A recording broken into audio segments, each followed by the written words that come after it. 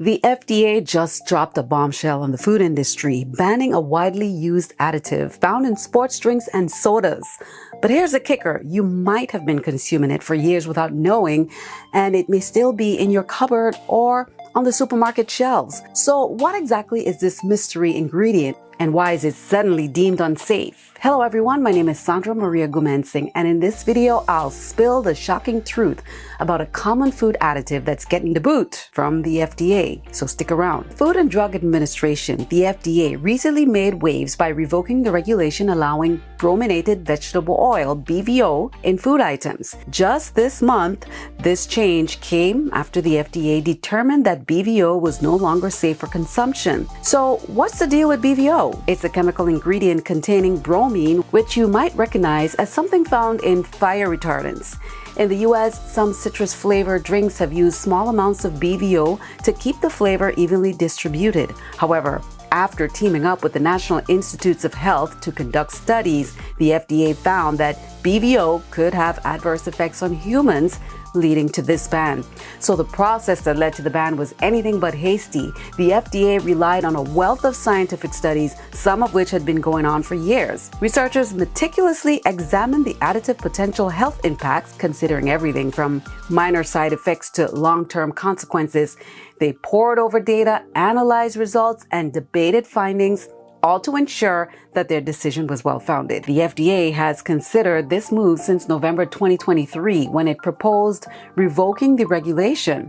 Interestingly, BVO has been banned in several other countries for years. The UK in 1970, India in 1990, the EU in 2008, and Japan in 2010. Back in 1970, the FDA already had concerns about the safety of BVO, noting that its toxicity meant it wasn't generally recognized as safe. Since then, BVO has been regulated as a food additive with ongoing safety studies to monitor its effects. Michael Ashley Schulman, the Chief Investment Officer at Running Point Capital Advisors, praised the FDA's move, calling it a positive step in the right direction.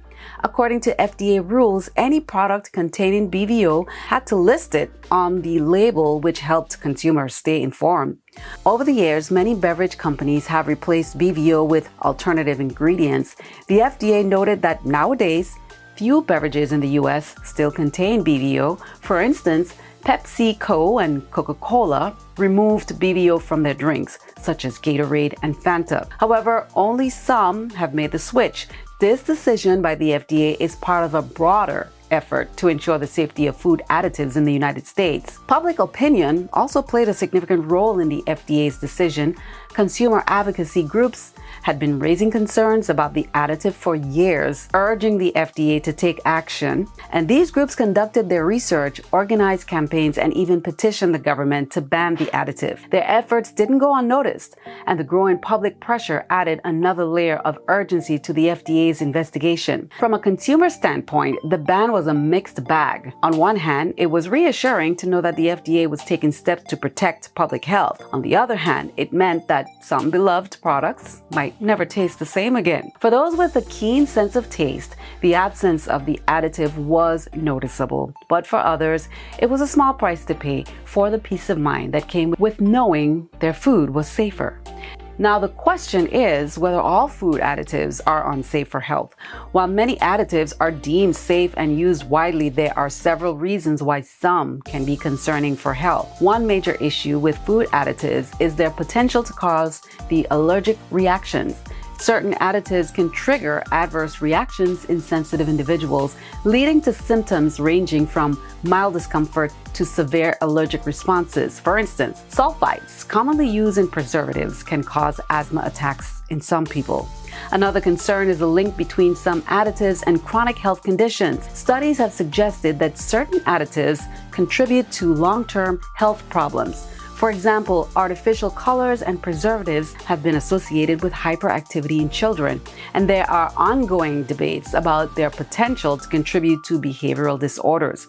Similarly, some preservatives and sweeteners have been linked to metabolic issues such as obesity and diabetes. Food additives can also negatively affect gut health. Additives like emulsifiers, which help blend ingredients, have been shown to alter the gut microbiota, in ways that may promote inflammation and lead to conditions like inflammatory bowel disease. The delicate balance of gut bacteria plays a crucial role in overall health, and disrupting this balance can have far-reaching consequences.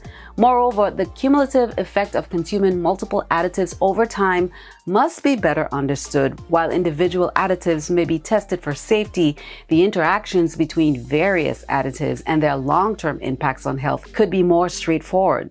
This lack of comprehensive understanding raises concerns about the potential risks of chronic consumption of processed foods laden with additives. For many people, food additives are linked to hypersensitive reactions, which can show up in various ways. Digestive disorders are a common reaction. Some folks might experience diarrhea or colicky pains after consuming certain additives.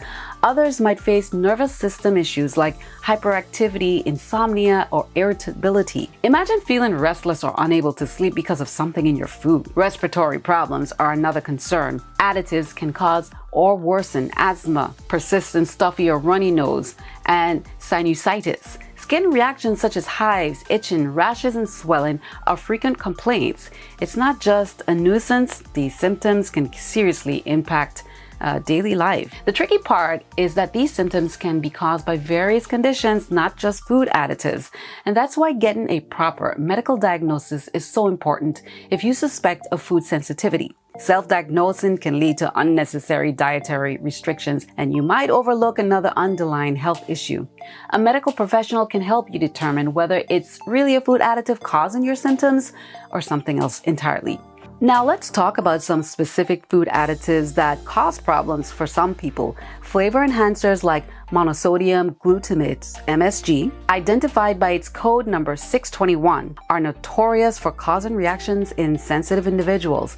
MSG is used to boost the savory taste of food, but can lead to headaches, sweating, and even chest pains in some cases. Food colorings are another group of additives that can trigger adverse reactions. For instance, tartrazine 102, yellow 2G 107, and sunset yellow FCF 110 are all synthetic dyes that have been linked to hyperactivity and other behavioral issues in children. Cochineal 120, a red dye made from insects, can cause severe allergic reactions in some people. Preservatives are used to keep food fresh longer, but they can also be troublesome. Benzoates 210, 211, 212, 213 prevent the growth of bacteria and fungi, yet they can provide asthma and skin reactions.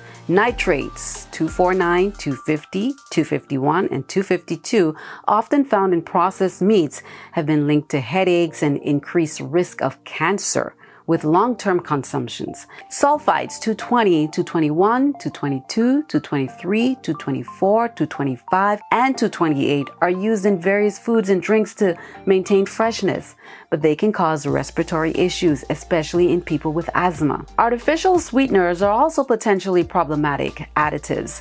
Aspartame 951, found in many diet drinks and sugar-free products, has been controversial for years. While many health authorities consider it safe, some people report headaches, dizziness, and even mood changes after consuming it. The crux is that while food additives can make our food more appealing and longer lasting, they come with potential health risks for some individuals. It's a balancing act between enjoying the convenience and attractiveness of processed foods and being mindful of the possible reactions they might cause. So what can you do about it? First, stay informed. Reading food labels can help you identify which additives are present in your food. Learn the code numbers of common additives that might cause issues. Keeping a diary can be incredibly helpful if you notice symptoms after eating certain foods. This way you can track what you've eaten and any reactions you experience, which is valuable information for your doctor. Consulting healthcare professionals is crucial. They can perform tests and guide managing food sensitivities. Sometimes eliminating certain foods under medical supervision can help identify the culprit without unnecessarily restricting your diet. It's also good to know that many food manufacturers know the concerns surrounding additives and are working to find alternatives. Natural additives derived from plants and other natural sources are becoming more popular as consumers demand cleaner labels. This trend toward transparency and natural ingredients is a positive step for public health. Now, remember, if you have any questions at all regarding this topic, this issue, please contact your healthcare professional. Regulations are also revolving in the meantime, and the FDA and other health authorities worldwide, they continue to review and update their guidelines on food additives. Recent bans on certain additives reflect ongoing efforts to protect consumers based on the latest scientific evidence. What do you think about all of this? Let me know in the comment section below, and don't forget to subscribe to the channel.